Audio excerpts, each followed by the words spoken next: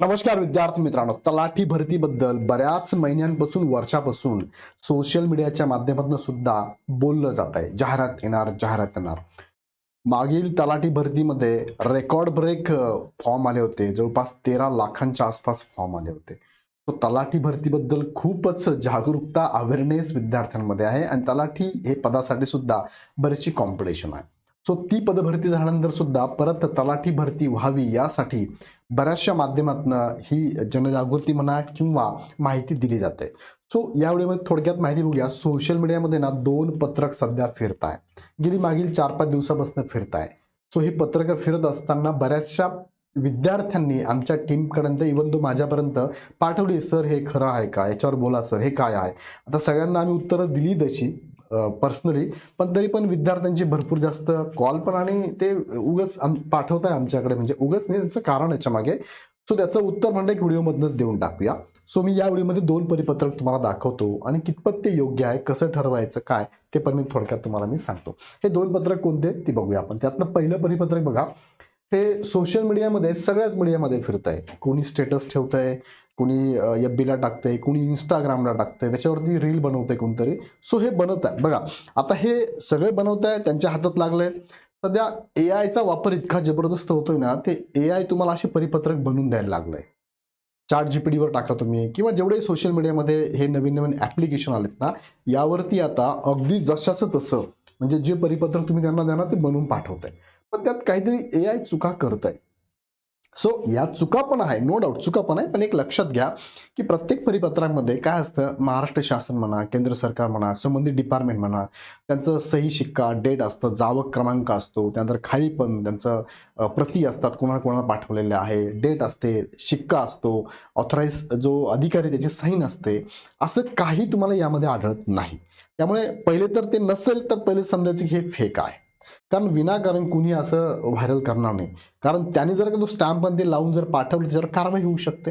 चुकीची माहिती जर तुम्ही सोशल मीडियाला टाकली, त्यावरती गव्हर्नमेंटचे स्टॅम्प लावले तुम्ही, त्या संबंधित डिपार्टमेंटचा लोगो टाकला, त्याचं नाव टाकलं, आवक जावक क्रमांक लिहून तुम्ही टाकला, तर त्याच्यावर कारवाई होऊ शकते. त्यामुळे या अशा परिपत्रकामध्ये असं काही तुम्हाला दिसतं का वरती त्या संबंधित डिपार्टमेंटचा लोगो आहे, गव्हर्नमेंटचा काही लोगो आहे, ॲड्रेस आहे, डिटेल आवक जावक क्रमांक नंबर आहे किंवा तिथे कॉन्टॅक्ट डेट आहे, खाली सही आहे, शिक्का आहे, प्रती, असं काहीही दिलेलं नाहीये.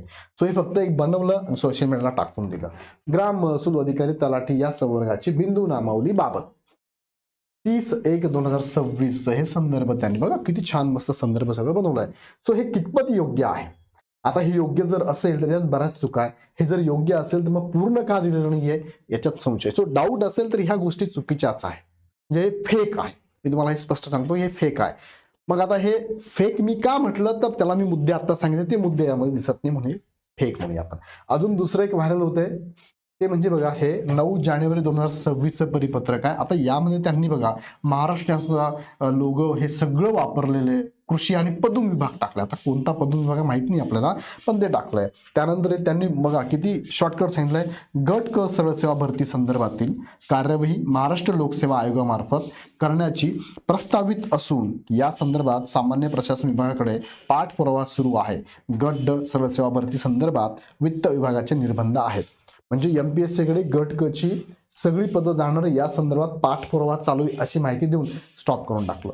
पण हे कुठून मिळालं, कुणी दिलं तुम्हाला, कोणता अधिकारी, कोणतं डिपार्टमेंट आहे, त्याचा स्टॅम्प सिग्नेचर काही आहे का याच्यामध्ये? नाही, फक्त एवढं टाकून त्यांनी दिलेलं आहे. सो संबंधित जो कोणी असेल, ह्या नंबरला आम्ही कॉन्टॅक्ट करून बघितला, तर कॉल तर कोणी उचलतच नाहीये.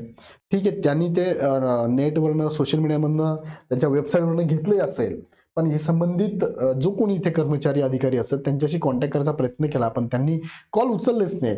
सो या संदर्भात सुद्धा मला वाटतं की हे डिटेलमध्ये पाहिजे असतं, डिटेलमध्ये असतं. कुणी आरटीआय जरी टाकलं असताना याचं उत्तर असं मिळत नाही. कुणी माहिती पण संबंधित डिपार्टमेंट जेव्हा माहिती देतं ना संबंधित विभागाला म्हणा, तर असं देत नाही. ते प्रती, विषय, डेट, जावक क्रमांक, खाली स्टॅम्प, सिग्नेचर, कुणी माहिती दिली ते पण टाकतात.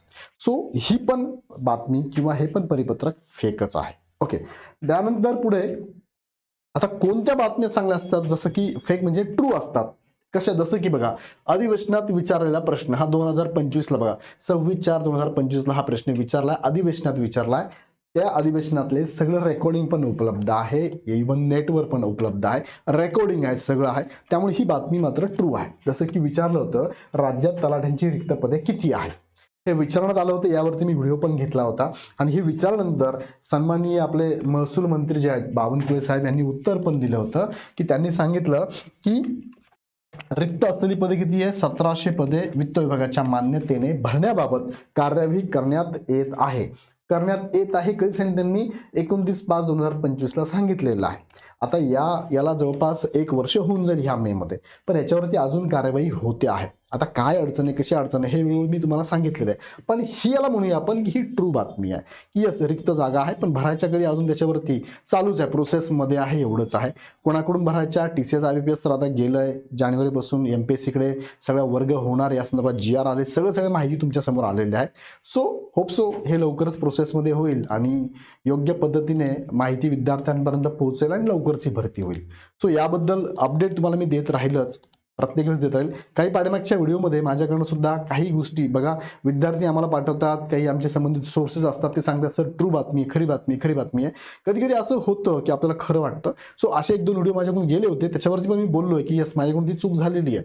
पण या संदर्भात ऑथराईज माहिती तुम्हाला मी देत राहीलच. एखाद्या वेळेस चूक झाली आहे म्हणून प्रत्येक वेळेस चूक होत नाही.